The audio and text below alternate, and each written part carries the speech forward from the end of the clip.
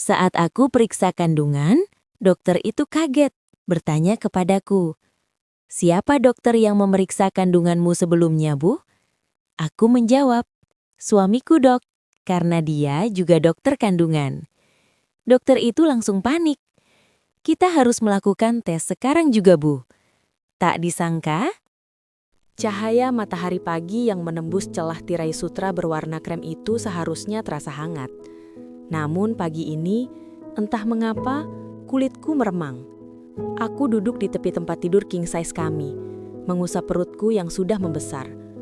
Usia kehamilan 8 bulan membuat segalanya terasa berat, bukan hanya tubuhku, tapi juga firasatku. "Sayang, waktunya vitamin." Suara bariton itu memecah lamunanku. David muncul dari kamar mandi, mengenakan kemeja putih licin yang membalut tubuh tegapnya dengan sempurna. Ia tersenyum, senyum yang sama yang membuatku jatuh cinta 2 tahun lalu. Di tangannya, ada nampan kecil berisi segelas air mineral dan 3 butir pil berbeda warna. Rutinitas pagi yang tak pernah boleh terlewat. "Harus sekarang?" tanyaku pelan, merasakan sedikit mual. "Aku masih agak pusing, Dev." David duduk di sampingku. Aroma aftershave mahalnya, campuran kayu cendana dan mask menguar, mendominasi udara kamar. Ia menyelipkan rambutku ke belakang telinga dengan lembut, sentuhan dokter yang presisi. "Justru karena pusing kamu harus minum ini, Salma." Bujuknya lembut, namun ada nada imperatif yang tak terbantahkan di sana. "Ini untuk perkembangan otak bayi kita, dan yang biru ini, suplemen kalsium khusus yang ibu pesan dari luar negeri. Kamu tahu kan, betapa Ibu Risna sangat peduli pada cucu pertamanya." Menyebut nama Ibu Risna membuat perutku mulas. Ibu mertuaku itu bukan sekedar peduli, dia terobsesi. Aku menelan pil-pil itu satu persatu, merasakan kepahitan yang tertinggal di pangkal lidah sebelum digelontor air dingin. David memperhatikan gerak jakun di leherku, memastikan setiap butir tertelan. Baru kemudian ia mencium keningku. "Anak pintar, aku berangkat ke rumah sakit dulu. Jangan lupa, sore nanti ibu datang untuk makan malam. Pakai gaun yang dia belikan minggu lalu ya." Setelah David pergi, rumah besar ini kembali sunyi. Kesunyian yang mencekik. Aku berjalan tertatih menuju ruang makan. Di sana, Ibu Risna sudah duduk. Padahal David bilang dia baru akan datang nanti sore. Wanita parubaya itu duduk tegak dengan setelan blazer abu-abu, menyesap teh tanpa gula. Matanya yang tajam langsung menyambar perut buncitku begitu aku masuk. "Kamu terlihat pucat, Salma." Komentarnya dingin, tanpa basa-basi. "Pagi, Bu. Hanya sedikit kurang tidur," jawabku, berusaha sopan sambil menarik kursi. Pelayan menuangkan susu hangat untukku. "Kurang tidur tidak baik untuk janin." Ibu Risna meletakkan cangkirnya dengan bunyi tak yang keras di atas piring kecil. "Pastikan kamu tidak melakukan aktivitas bodoh. David sudah bekerja keras memastikan kehamilan ini sempurna. Jangan sampai kecerobohanmu merusak segalanya." "Saya menjaga bayi ini, Bu," balasku, sedikit tersinggung. "Ini anak saya juga." Ibu Risna menatapku lamat-lamat. Ada kilatan aneh di matanya. Bukan kasih sayang seorang nenek, melainkan tatapan seorang penilai barang antik yang sedang memeriksa retakan pada vas mahal. "Tentu saja," gumamnya pelan, hampir tak terdengar. "Tapi dia lebih berharga daripada yang bisa kau bayangkan, Salma. Jauh lebih berharga." Kalimat itu berputar di kepalaku sepanjang pagi. Lebih berharga. Bukan dia, tapi itu. Seolah bayi dalam kandunganku adalah sebuah objek. Ditambah lagi, rasa nyeri di perut bagian bawahku yang semakin intens sejak seminggu terakhir. David selalu bilang itu kontraksi palsu atau sekedar ligamen yang meregang. Tapi insting seorang ibu berteriak, ada yang salah. David tidak pernah mengizinkanku periksa ke dokter lain. Dia adalah dokter kandungan terbaik di kota ini, katanya. Siapa yang butuh opini kedua jika suamimu adalah spesialis? Namun keraguan itu tumbuh menjadi paranoia. Pukul 11 siang, aku nekat, memanfaatkan momen saat supir pribadi sedang mencuci mobil di belakang dan Ibu Risna pergi ke pertemuan sosialitanya. Aku memesan taksi online. Tujuanku bukan rumah sakit tempat David bekerja, melainkan sebuah klinik bersalin kecil namun bereputasi baik di pinggiran kota, milik Dr. Andini, teman lama mendiang ibuku. Ruang periksa Dr. Andini jauh dari kesan mewah klinik David. Dindingnya cat biru muda yang sedikit mengelupas, namun aromanya menenangkan. wangi antiseptik bercampur bedak bayi. "Salma, ya ampun, sudah besar sekali," sapa Dokter Andini ramah. Kerutan di ujung matanya menyiratkan ketulusan yang jarang kutemui di rumahku sendiri. "Kenapa tidak periksa sama suamimu?" tanya Dokter Andini. Aku cuma ingin kejutan." Bohongku. David terlalu protektif. Aku ingin tahu apakah semuanya baik-baik saja tanpa dia panik karena hal kecil. Dokter Andini tersenyum maklum. "Baiklah, ayo berbaring, kita intip si kecil." Aku merasakan gel dingin dioleskan ke perutku. Jantungku berdebar kencang. Takut ketahuan, takut hasilnya. Dokter Andini menempelkan transduser ke kulitku, menggerakkannya perlahan. Suara wush, wush, detak jantung bayi memenuhi ruangan.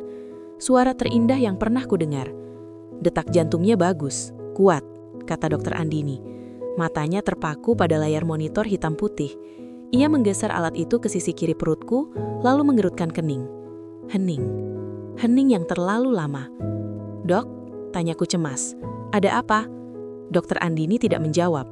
Ia menekan tombol di mesin USG, memperbesar gambar lalu menyipitkan mata. Wajah ramahnya berubah tegang. "Salma, apa kamu pernah jalani operasi rahim sebelumnya? Atau mungkin pemasangan IUD yang tertinggal?" tanyanya serius. Tidak pernah. Ini kehamilan pertamaku." "Kenapa, Dok?" Dokter Andini memutar layar monitor agar aku bisa melihatnya. Ia menunjuk sebuah titik putih cerah yang bentuknya sangat simetris, lonjong seperti kapsul, terletak terjepit di antara dinding rahim dan lapisan plasenta. Benda itu terlihat terlalu padat, terlalu asing. "Lihat ini," tunjuknya. "Ini bukan kista, bukan miom. Kepadatannya berbeda. Ini memantulkan gelombang suara dengan sangat kuat, menciptakan bayangan akustik di belakangnya. Salma, ini terlihat seperti benda padat, logam mungkin." Duniaku seakan berhenti berputar. "Logam di dalam rahimku? Bagaimana mungkin?" Benda ini tidak masuk begitu saja.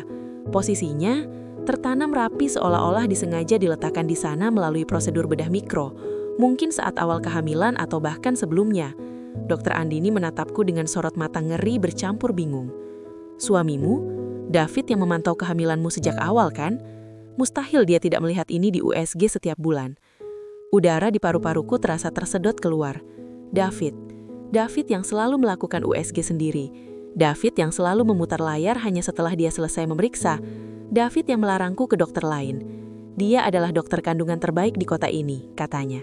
"Siapa yang butuh opini kedua? Jika suamimu adalah spesialis." "Apa itu berbahaya bagi bayiku?" tanyaku dengan suara gemetar, air mata mulai menggenang. "Benda itu menekan pembuluh darah utama ke plasenta. Jika ini bergeser sedikit saja saat proses melahirkan," Dokter Andini menarik napas panjang. "Risiko pendarahan hebat sangat tinggi. Ini bom waktu, Salma. Kita harus melakukan MRI untuk memastikan apa ini sebenarnya." Aku turun dari meja periksa dengan kaki gemetar hebat. Bom waktu. Bukan hanya secara medis, tapi seluruh hidupku, pernikahanku, perhatian David, obsesi Ibu Risna, semuanya tiba-tiba membentuk pola yang mengerikan. "Aku harus pulang," bisikku kacau. "Salma, tidak, kita harus lapor." "Jangan," potongku cepat. Menyambar tasku. "Jangan beritahu siapapun, Dok. Kumohon, aku akan menghubungimu lagi." Aku lari keluar dari klinik itu seperti orang gila. Perjalanan pulang terasa seperti mimpi buruk. Setiap kali taksi bergoncang, aku memegang perutku, membayangkan kapsul logam dingin itu bersarang di sebelah anakku. Benda apa itu? Mengapa David menanamkannya di dalam tubuhku? Taksi menurunkanku di depan gerbang 2 blok dari rumah agar tidak ketahuan. Aku menyelinap masuk melalui pintu samping yang terhubung ke dapur kotor. Rumah sepi. Mungkin Ibu Risna belum pulang, dan David masih di rumah sakit. Namun saat aku melintasi lorong menuju tangga utama, aku mendengar suara. Suara itu berasal dari ruang kerja David. Pintunya sedikit terbuka. Hasil USG terakhir menunjukkan posisinya stabil, Bu. Itu suara David. Langkahku terhenti. Jantungku berpacu begitu kencang hingga rasanya sakit. Aku merapat ke dinding, menahan nafas. Stabil tidak cukup, David. Suara Ibu Risna terdengar tajam, dingin, dan tanpa emosi. Kapsul itu harus diekstraksi tepat saat bayi keluar. Mekanismenya dirancang oleh ayah Salma untuk aktif oleh perubahan tekanan hormonal saat persalinan. Jika kau terlat sedetik saja, sistem pengunciannya akan melelehkan isinya. Triliunan rupiah akan hangus. Aku menutup mulutku dengan kedua tangan. menahan jeritan. Ayahku yang sudah meninggal, warisan. Aku tahu prosedurnya, sahut David. Nadanya terdengar lelah namun klinis. Tapi Salma, kondisi fisiknya lemah. Jika aku mengambil kapsul itu bersamaan dengan bayi, pendarahannya tidak bisa dihentikan. Arteri uterinanya terjepit kapsul itu. Ada jeda hening yang menyiksaku. Aku menunggu pembelaan David. Aku menunggu suamiku berkata bahwa dia akan menyelamatkanku. Lalu, tanya Ibu Risna datar. Dia bisa mati di meja operasi. Suara Ibu Risna terdengar seperti vonis jakum hakim mati. Fokus kita adalah kapsul itu dan bayinya, sebagai pewaris sah secara biologis yang dibutuhkan untuk verifikasi DNA. Salma hanyalah inkubator. Dia adalah berangkas hidup yang kuncinya hanya bisa dibuka dengan darah dan kelahiran. Kau sudah menikmatinya selama 2 tahun, David. Kau sudah mendapatkan gaya hidup mewahmu. Jangan menjadi lembek sekarang. Saat air ketubalnya pecah, tugasmu adalah membedah. Ambil kapsulnya, selamatkan bayinya. Ibunya, anggap saja komplikasi persalinan. Tak ada yang curiga. Kau dokter terbaik, ingat. Aku merosot perlahan ke lantai. Air mata mengalir tanpa suara membasahi pipiku. Lututku lemas, seolah tulang-tulangku telah dicabut satu persatu. Selama itu, Hujan deras yang mengguyur Jakarta sore itu seolah berlomba dengan air mata yang membasahi pipiku. Wiper mobilku bergerak panik, menyapu aliran air di kaca depan, namun tak mampu menyapu kabut ketakutan yang kini menyelimuti otakku. Tanganku mencengkeram setir begitu erat, hingga buku-buku jariku memutih. Setiap kali melihat sorot lampu mobil lain di kaca spion, jantungku berdegup kencang. Takut jika David atau anak buah Ibu Risna sedang membuntutiku. Aku tidak pulang ke rumah mewah yang kini terasa seperti penjara itu. Insting seorang ibu yang terancam, membawaku ke satu-satunya tempat yang terasa aman di dunia ini. Rumah Bibi Santi di pinggiran Bogor. Rumah itu tua, cat tembok pagarnya yang berwarna krem sudah mulai mengelupas. Kontras sekali dengan kemewahan dingin di kediaman David. Namun, aroma tanah basah dan bunga melati yang menyambutku saat aku turun dari mobil memberikan sedikit ketenangan semu. Aku mengetuk pintu kayu jati itu dengan tangan gemetar. Salma, wajah Bibi Santi muncul di balik pintu. Kerutan di wajahnya semakin dalam saat melihat kondisiku. Rambutku lepek, mataku bengkak, dan gaun hamilku basah oleh cipratan hujan. Tanpa bertanya, wanita parubaya itu menarikku masuk, mendekapku dalam pelukan hangat yang berbau minyak kayu putih dan kenangan masa kecil. Ya Tuhan nak, apa yang terjadi? David menyakitimu? Tanyanya panik, tangannya yang kasar namun lembut menangkup wajahku. Aku menggeleng, tenggorokanku tercekak. Aku butuh waktu beberapa menit hanya untuk mengatur nafas. Bibi Santi mendudukanku di sofa ruang tamu yang sudah usang, lalu bergegas ke dapur. Ia kembali dengan segelas teh hangat yang uapnya mengepul. Minum dulu, perintahnya lembut. Aku meneguk teh itu. Rasa manis dan hangatnya menjalar ke kerongkonganku, sedikit meredakan getaran di tubuhku. Di luar, guntur menggelegar, membuatku tersentak. Tanganku secara refleks melindungi perut buncitku. Bi, suaraku parau, terdengar asing di telingaku sendiri. Ada sesuatu di dalam rahimku, selain bayiku. Bibi Santi terdiam, hening yang tercipta begitu panjang dan berat. Aku menatap matanya, mencari kebingungan, tapi yang kutemukan justru sesuatu yang membuat darahku berdesir dingin. Pengakuan. Bibi Santi tidak tampak bingung, ia tampak ketakutan. Dan yang lebih parah, ia tampak tahu. Apa yang kamu bicarakan, Salma? Tanyanya namun matanya menghindari tatapanku. Ia sibuk memilin ujung taplak meja. Jangan bohong padaku, Bi, jeritku. Rasa putus asa membuat suaraku meninggi. Aku melihatnya, di USG. Ada benda logam. David dan ibunya, mereka tahu. Mereka merencanakannya. Mereka bilang itu akan aktif saat aku melahirkan. Apa itu, Bi? Kenapa Bibi tidak kaget? Bibi Santi merosot di kursi seberangku. Bahunya turun, seolah beban yang ia pikul selama bertahun-tahun akhirnya runtuh. Ia menutup wajahnya dengan kedua tangan, dan aku bisa mendengar isak tangis tertahan. Ya Tuhan nak, maafkan Bibi, bisiknya di sela tangis. Duniaku terasa berputar. Apa maksud Bibi? Bibi tahu? Bibi Santi mengangkat wajahnya, matanya merah dan basah. Itu, ulah ayahmu nak. Ayahku? Aku terperangah. Ayahku, Gunawan, seorang pengusaha sukses yang meninggal 5 tahun lalu karena serangan jantung. Sosok yang kukenal tegas, sedikit paranoid, tapi sangat menyayangiku. Apa hubungan ayah dengan logam di rahimku? Bibi Santi menarik nafas panjang, mencoba mengumpulkan kekuatan untuk membuka kotak Pandora yang selama ini terkunci rapat. Ingatkah kamu saat usiamu 15 tahun, saat kamu sakit perut hebat dan dilarikan ke rumah sakit? Memoriku berputar mundur. Ya, aku ingat. Malam itu perutku sakit luar biasa. Dokter bilang itu usus buntu yang pecah. Aku dioperasi segera. Pemulihannya lama dan menyakitkan. Operasi usus buntu itu, nak? Tanyaku ragu. Itu bukan operasi usus buntu, nak. Suara bibi bergetar. Ayahmu, dia sedang dalam puncak ketakutan saat itu. Bisnisnya, imperium yang ia bangun sedang diincar oleh banyak pihak. Ia tidak percaya pada bank, tidak percaya pada brankas besi, bahkan tidak percaya pada pengacara. Ia menjadi gila karena hartanya sendiri.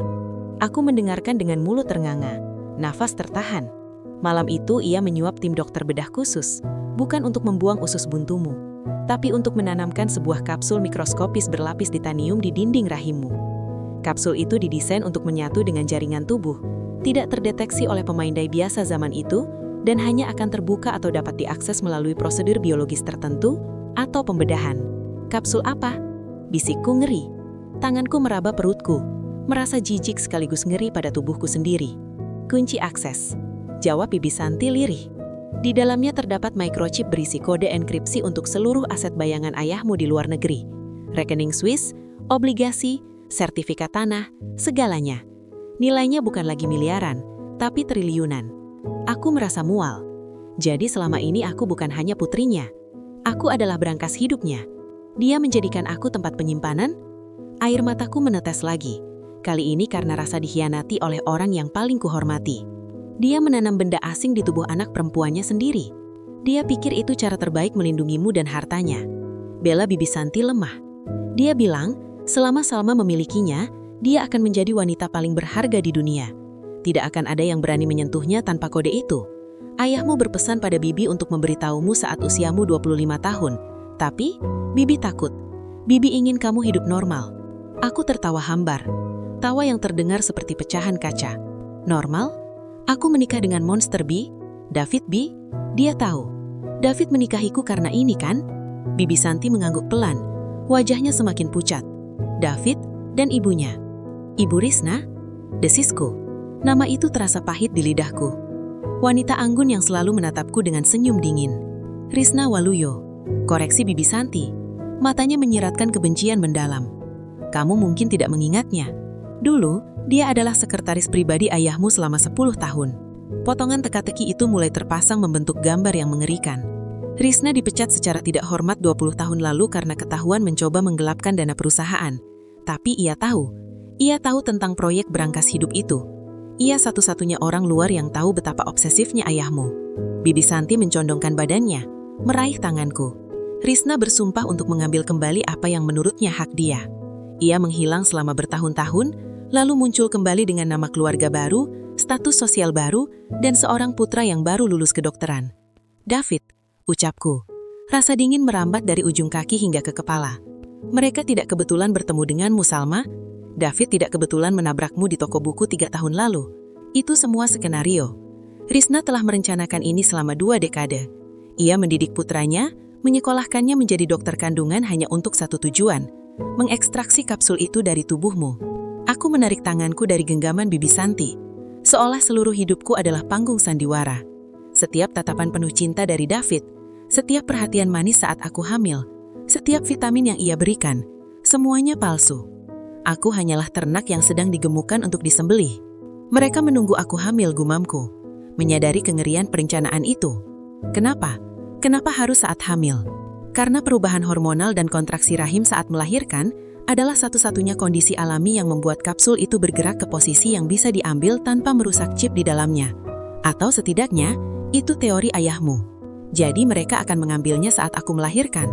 Dan setelah mereka mendapatkannya, Bibi Santi tidak sanggup melanjutkan kalimatnya, tapi aku sudah tahu kelanjutannya.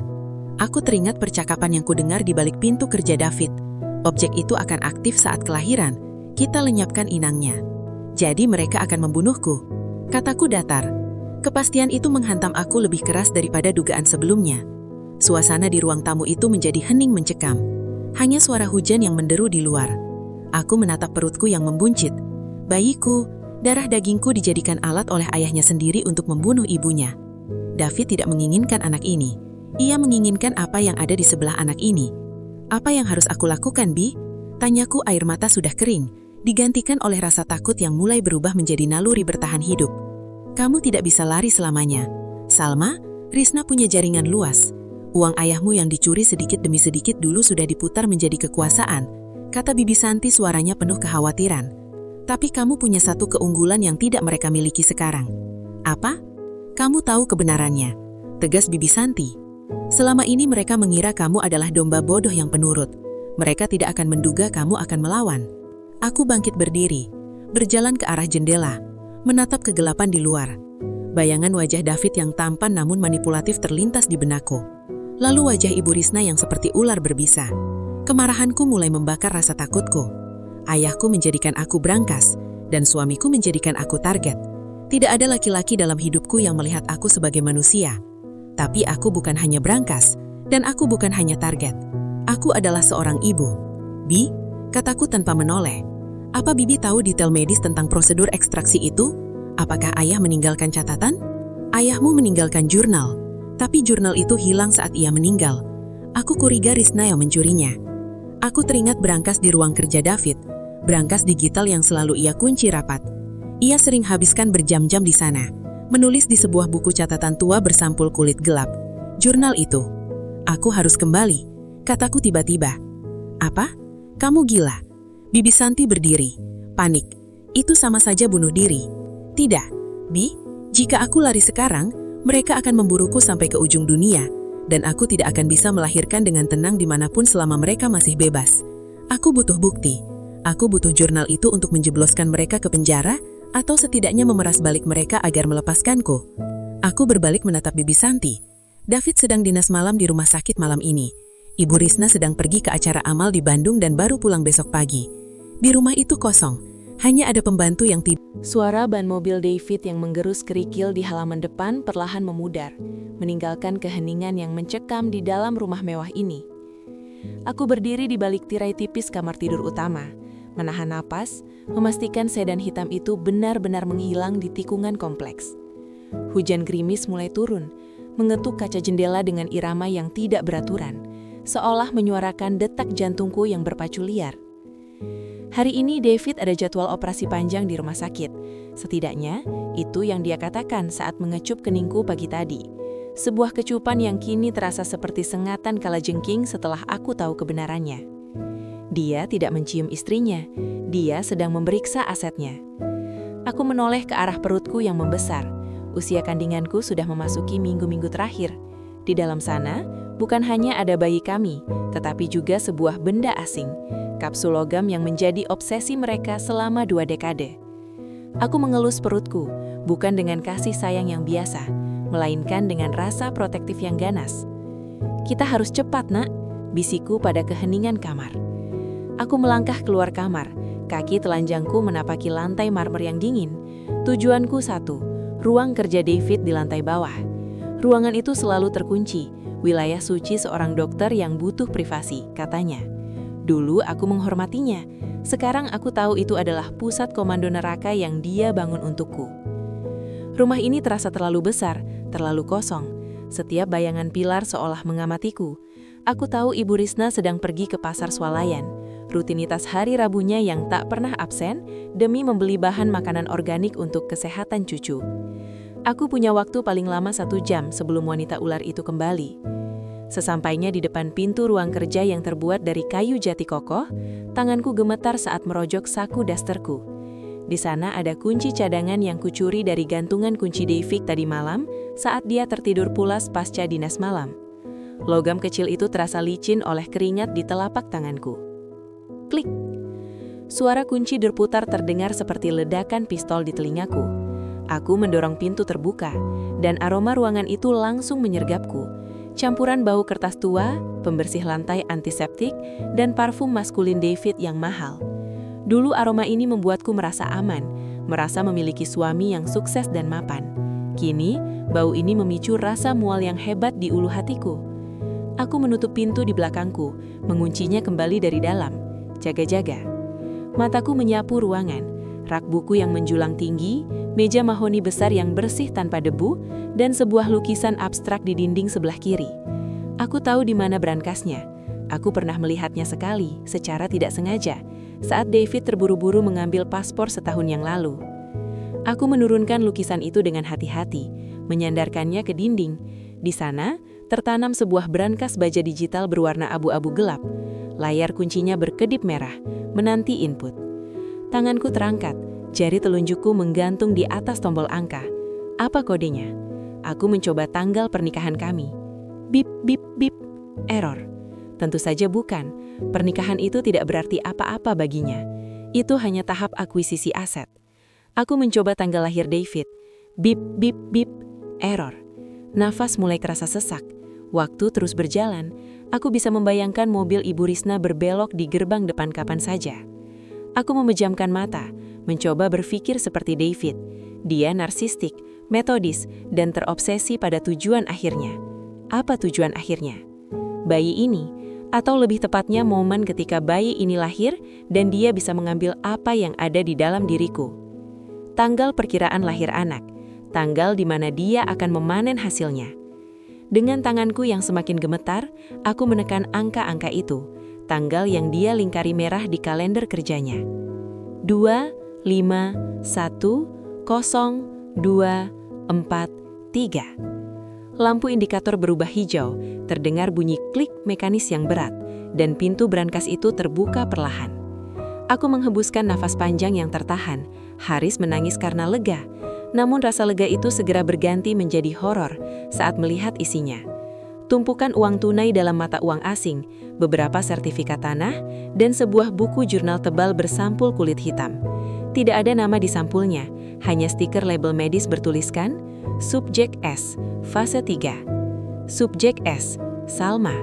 Aku mengambil buku itu, beratnya terasa salah di tanganku, seolah buku itu memancarkan aura jahat. Aku membukanya di halaman acak saja, dan duniaku runtuh seketika. Itu bukan jurnal harian, itu adalah log medis. Tulisan tangan David yang rapi memenuhi setiap halaman, lengkap dengan grafik dan catatan kaki. 14 Februari 2021. Subjek menunjukkan respon emosional positif terhadap pemberian hadiah perhiasan. Tingkat kepercayaan meningkat 15%. Hormon stres stabil, kondisi fisik ideal untuk rencana implantasi jangka panjang. Ibu menyarankan percepatan pernikahan, tapi aku harus memastikan siklusnya benar-benar terprediksi.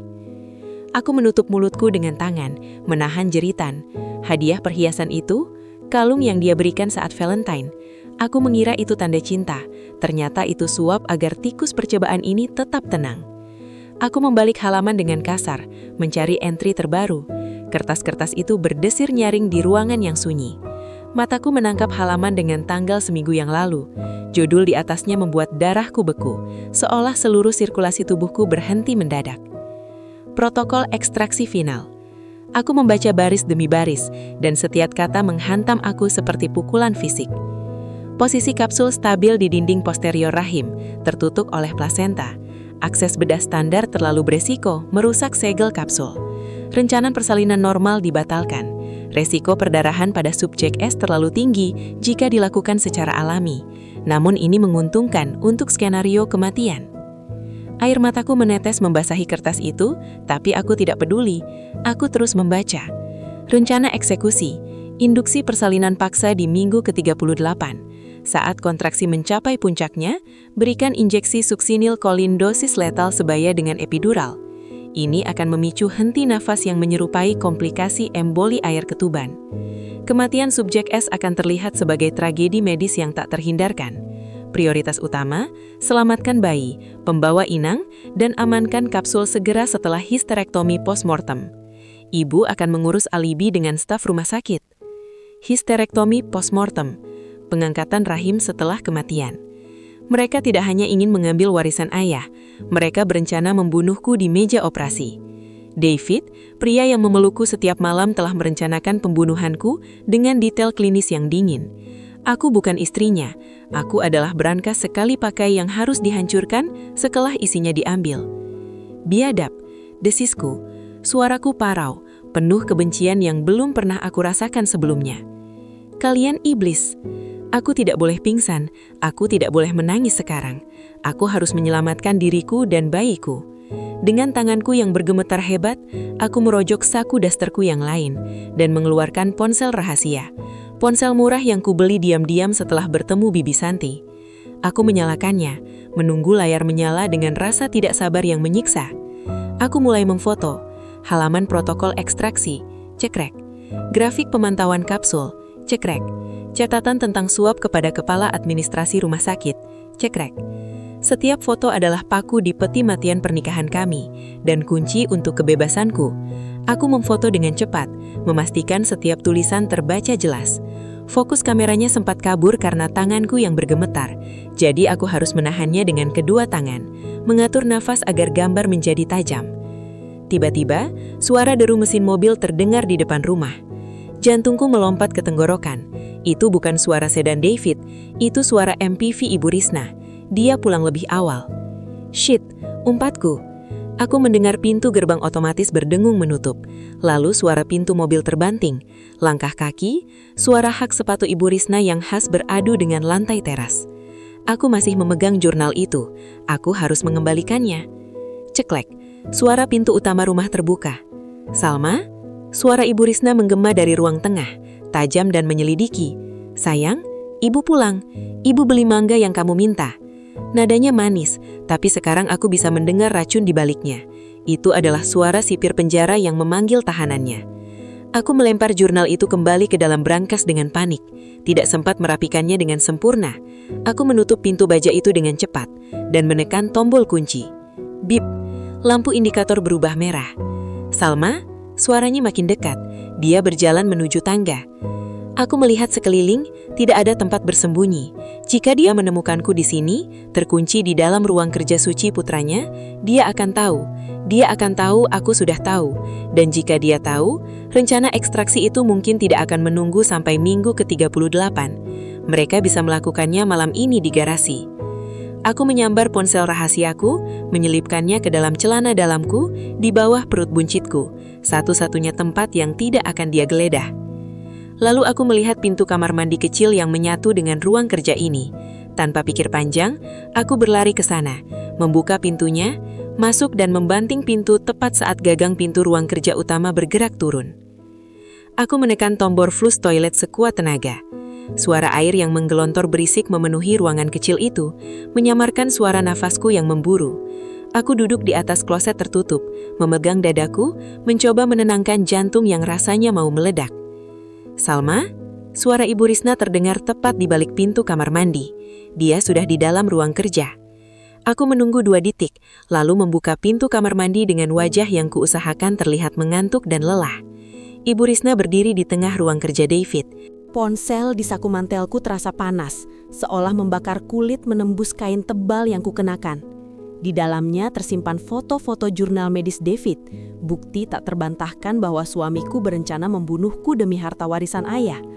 Tanganku gemetar hebat saat aku mencoba mengancingkan mantel, berusaha menutupi perutku yang kian membesar. 7 bulan. Edem, bayiku, menendang pelan, seakan merasakan adrenalin ibunya yang memuncak. "Kau sudah siap, sayang?" Suara Ibu Risna membuatku tersentak. Aku berbalik, berusaha memasang senyum paling palsu yang pernah kubuat seumur hidupku. Ibu mertuaku berdiri di ambang pintu kamar, mengenakan setelan sutra berwarna marun yang elegan, namun matanya menatapku dengan sorot menyelidik yang tajam. Tidak ada kehangatan di sana, hanya kalkulasi dingin. "Iya, Bu," jawabku, suaraku sedikit parau. Aku hanya gugup untuk pemeriksaan MRI ini. Dokter Andini bilang ini prosedur baru untuk memastikan posisi bayi. Tentu saja, Ibu Risna melangkah masuk. Aroma parfum melati yang menyengat langsung memenuhi ruangan.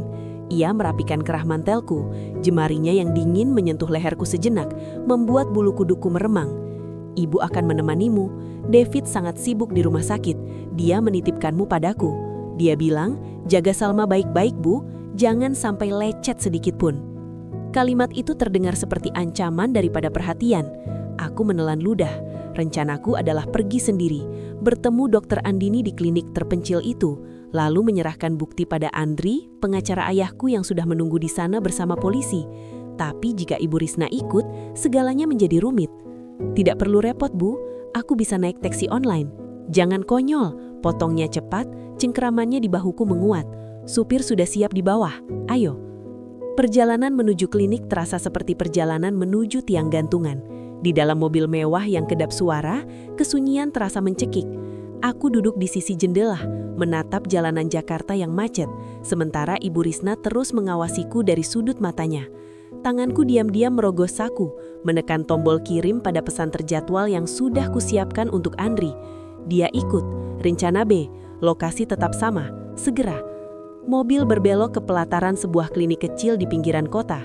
Ini bukan rumah sakit besar tempat David bekerja, melainkan klinik tua milik teman lama ayahku yang kini dikelola Dr. Andini.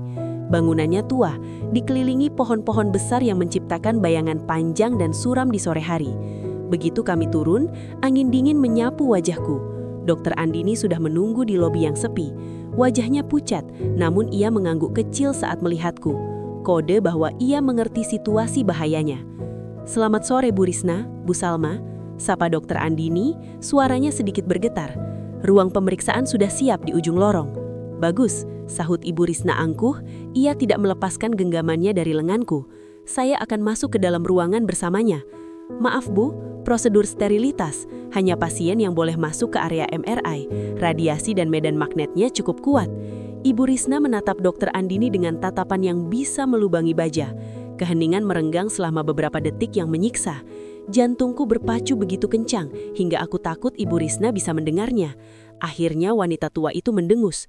"Baiklah, saya tunggu di sini, tapi jangan lama-lama." Dr. Andini segera menarikku masuk ke lorong panjang yang remang-remang. Begitu kami berbelok dan tidak terlihat dari lobi, ia berbisik cepat.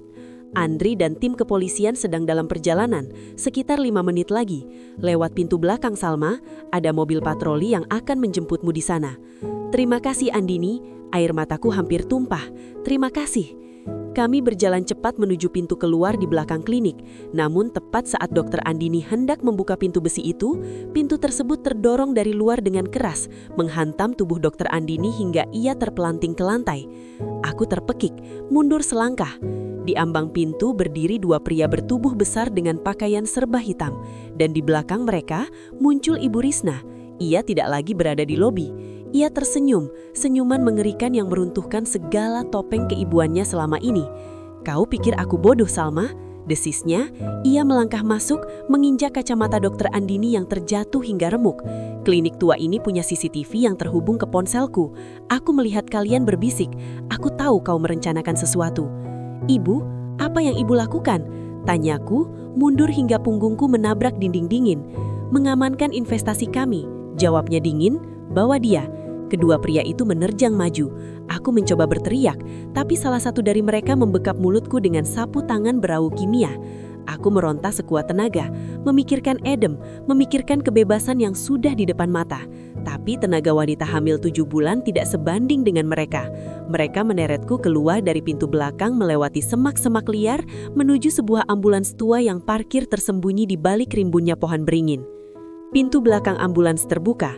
Gelap, bau obat-obatan kadaluarsa dan kematian menguar dari dalam.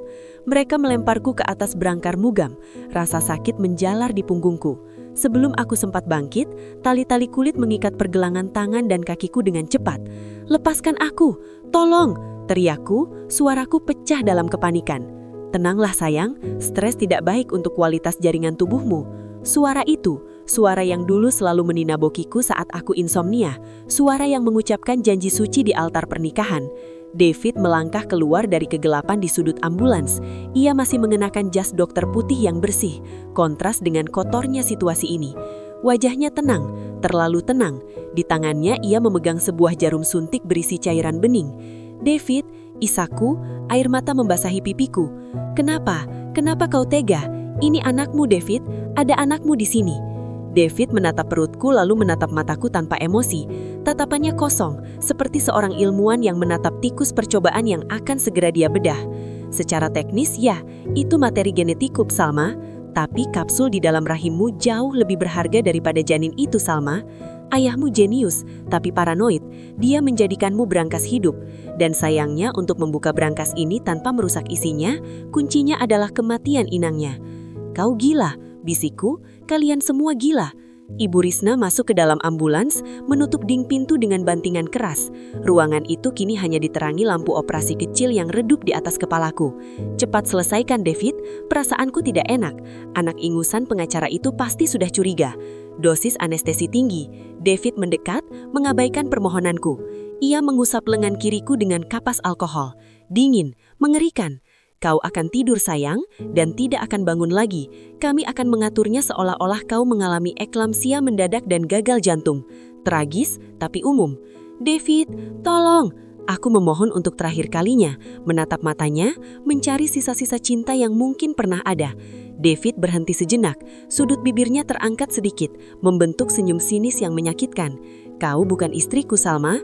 Kau adalah proyek pensiunku. Jarum itu menyentuh kulitku, ujungnya yang tajam mulai menekan. Aku memejamkan mata, menjerit dalam hati memanggil Tuhan, memanggil ayah, memanggil siapa saja. Edem di dalam perutku bergerak liar, seolah tahu ibunya sedang di ujung maut. Brak! Pintu belakang ambulans terbuka paksa dengan suara logam beradu yang memekakan telinga. Cahaya senter yang menyilaukan terobos masuk, menghapus kegelapan. Polisi, jatuhkan senjata, jangan bergerak. Teriakan itu menggelegar. David terlonjak kaget, jarum suntik di tangannya terlepas dan jatuh dinting ke lantai logam. Ibu Risna menjerit histeris saat melihat laru senjata serbu diarahkan kepadanya. Andri muncul di antara petugas berseragam rompi anti peluru. Wajahnya merah padam, nafasnya memburu. Ia loncat ke dalam ambulans, lalu menghantam wajah David dengan kepalan tangannya. Buk! David terhuyung dan jatuh terbelangkang. Darah segal mengalir dari hidungnya. Bajingan! Teriak Andri, lalu beralih kepadaku. Dengan tangan gemetar, ia segera melepaskan ikatan di tanganku. Salma, kalau baik-baik saja. Demi Tuhan, Salma! Andri, suaraku hampir tak terdengar. Aku isak lega, tapi tubuhku masih gemetar hebat karena sisa adrenalin dan ketakutan. Bukti jurnal itu, bisikku pada Andri. Sudah aman, Salma. Dokter Andini mengirimkan semuanya dan GPS ponselmu menuntun kami tepat waktu. Kau selamat. Andri memeluk aku bahuku erat. Namun saat rasa lega itu membanjiri dadaku, rasa sakit lain yang tajam dan merobek tiba-tiba meledak di perut bagian bawahku. Aku mencengkeram lengan Andri dengan kuat, nafasku tersekat. Salma, kenapa? Andri panik. Rasanya seperti ada yang pecah di dalam diriku. Cairan hangat mengalir deras di antara kedua kakiku, membasahi brangkar. Kontraksi yang datang bukan lagi sekedar tendangan bayi, melainkan gelombang rasa sakit yang melumpuhkan. Stres dan trauma fisik ini terlalu berat, tubuhku bereaksi. Air ketubanku, rintihku, keringat dingin sebesar biji jagung mulai membasahi dahiku. Andri, bayinya, Edem, mau keluar. David Andini yang baru saja dibantu berdiri oleh tim medis di luar ambulans, bergegas masuk meski wajahnya memar dan kacamatanya hilang. Ia melihat kondisiku lalu langsung berteriak kepada polisi. Kita butuh jalur darurat ke rumah sakit sekarang. Dia mengalami persalinan prematur dipicu trauma. Cepat! Sirine polisi meraung-raung kali ini bukan untuk menangkap penjahat, melainkan untuk menyelamatkan nyawa baru yang akan hadir. Di tengah hiruk-pikuk itu, saat aku dibaringkan kembali dan ambulans mulai melaju menembus kemacetan dengan kawalan polisi, aku menatap langit-langit ambulans. Rasa sakit ini berluar biasa, tapi di sela-sela jeritanku, aku tahu satu hal, David dan ibunya tidak akan pernah menyentuhku atau anakku lagi. Jebakan terakhir mereka telah menjadi kuburan bagi kebebasan mereka sendiri, dan sekarang, perjuangan sesungguhnya baru saja dimulai. Perjuangan untuk melahirkan Edem ke dunia yang baru saja kubersihkan dari monster. Rasa sakit itu datang bukan sebagai musuh, melainkan sebagai gelombang pasang yang tak terelakkan. Di ruang bersalin yang dingin dan berbau antiseptik tajam, aku mencengkeram besi ranjang hingga buku-buku jariku memutih.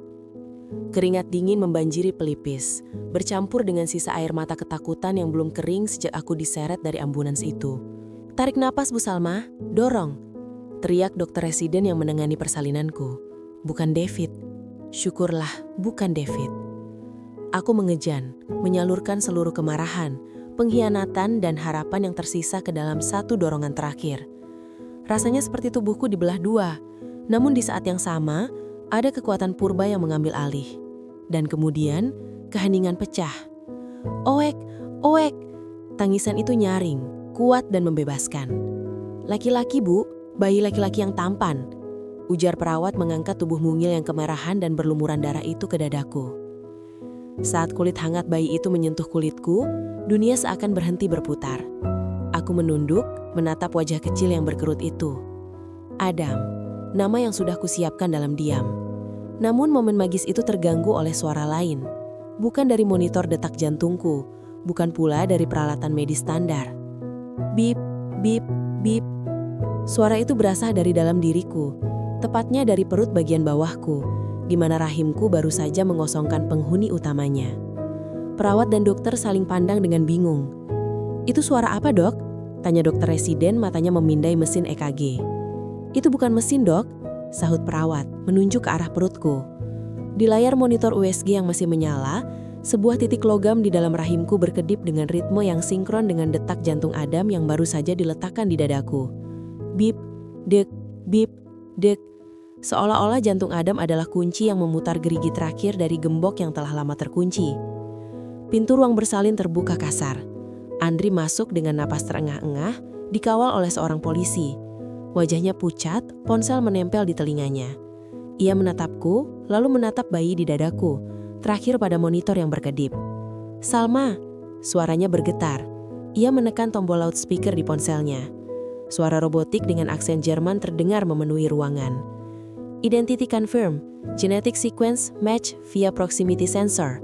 Subject, Adam. Status, alive. Asset transfer initiated. Welcome, Air." "Andri, apa artinya ini?" Tanyaku lemah, tanganku memeluk Adam protektif.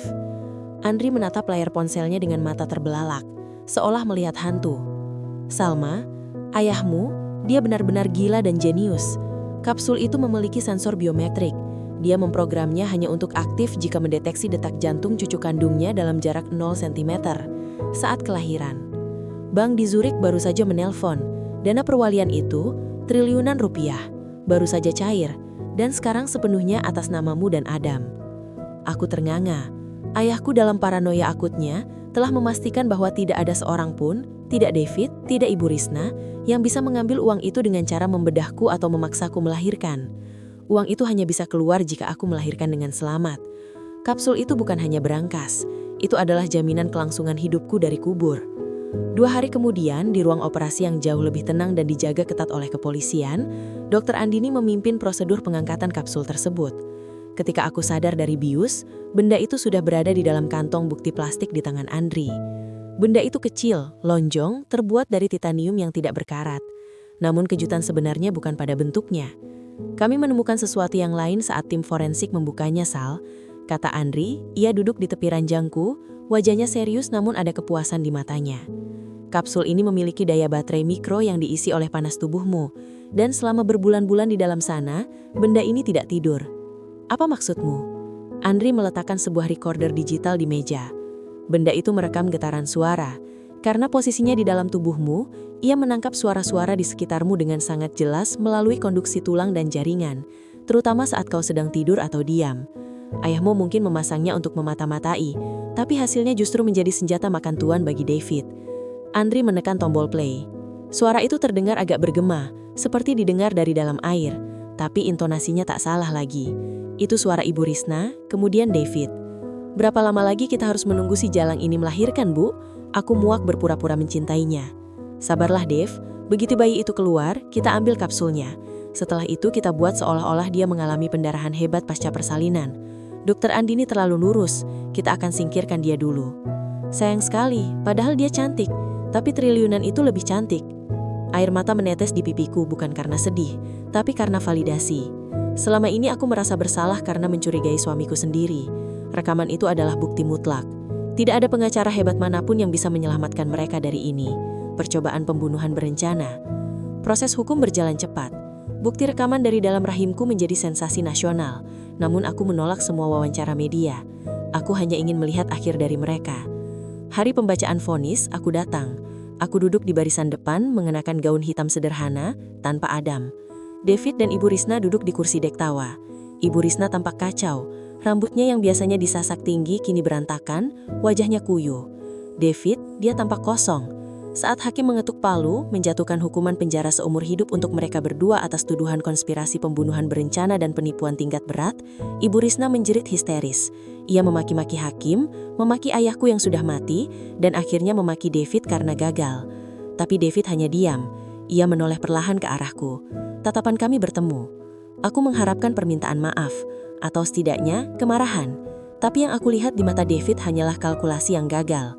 Dia tidak menatapku sebagai istri yang dia cintai, melainkan sebagai aset yang gagal dia likuidasi. Di detik itulah, sisa-sisa rasa cintaku padanya benar-benar mati, hangus tanpa sisa.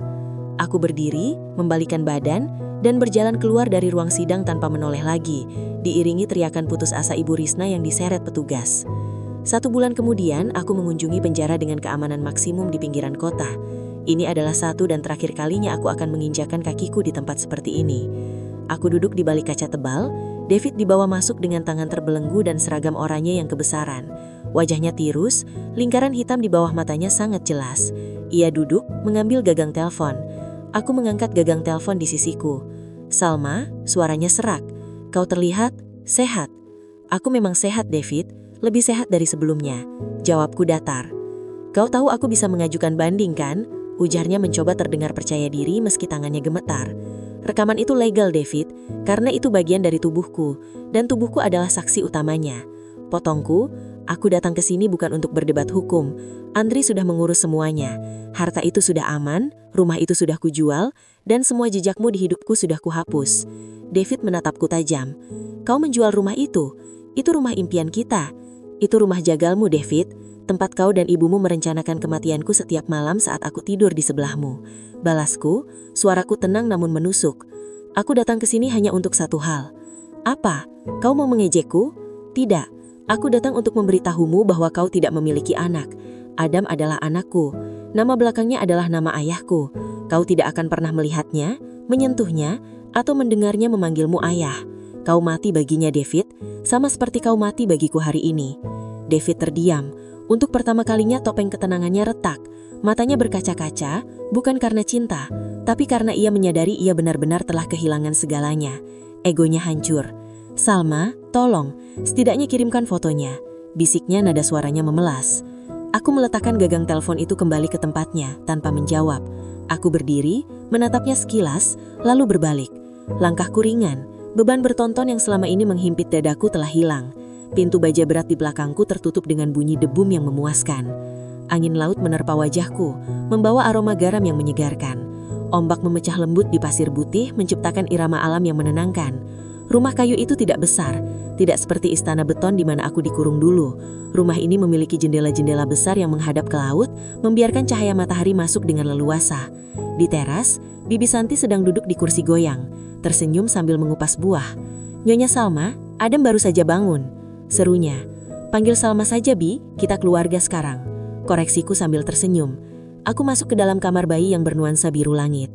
Di sana, di dalam boks kayu jati yang hangat, Adam sedang menggeliat, tangan mungilnya menggapai-gapai air. Aku mengangkatnya, mencium aroma bedak bayi dan susu yang menenangkan. "Halo jagoan," bisikku. Hidupku berubah drastis.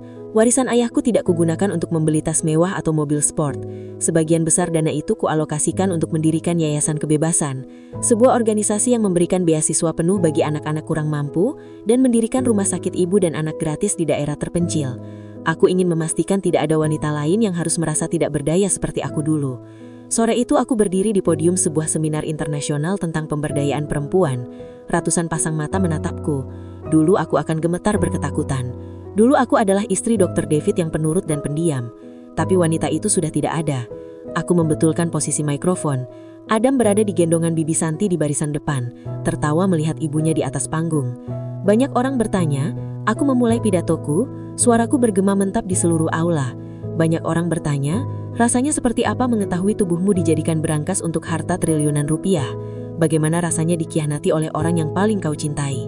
Aku memberi jeda, menatap audiens satu persatu. Rasanya sakit, itu menghancurkan. Tapi rasa sakit itu juga yang membakar habis kelemahan saya. Ayahku meninggalkan kunci di dalam diri saya, berharap itu akan menyelamatkan hartanya. Tapi dia salah. Kunci itu tidak menyelamatkan harta. Kunci itu memaksa saya untuk menyelamatkan diri saya sendiri. Aku tersenyum, senyum yang tulus dan penuh kemenangan. Saya bukan lagi korban konspirasi. Saya bukan berangkas hidup. Saya adalah Salma, ibu dari Adam, dan pemilik takdir diri saya sendiri. Dan warisan terbesar yang saya